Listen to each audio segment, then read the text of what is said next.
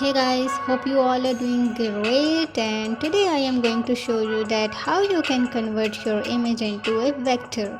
It would be the 100% vector. So for this purpose, select your image and go to Windows and then Image Trace and simply play with threshold effect. If you want to give more whitening effect, then you will have to decrease the threshold effect, and if you want to give the more blackish effect, then increase the threshold effect. It's all up to you that how you are going to create it. I am playing with it, actually I am liking it to play with it, so that's why I am experimenting on it.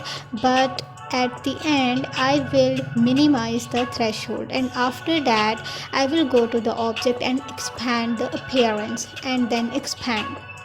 After expanding the object, I will ungroup all of them and will remove the background. And now my vector image is ready, and I can give it any color. I am just removing the extra part from the image so that it will look fine. So after this, I will select the image and will give it a color just the way I want.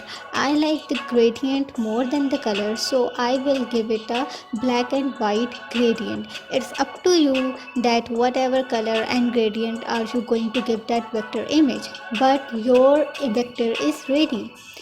Through this process, you can convert your any image into the vector.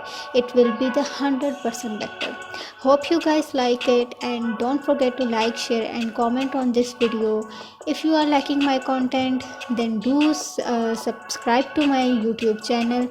I will get back to you soon after a new tutorial of Adobe Illustrator. Thank you so much. Bye bye.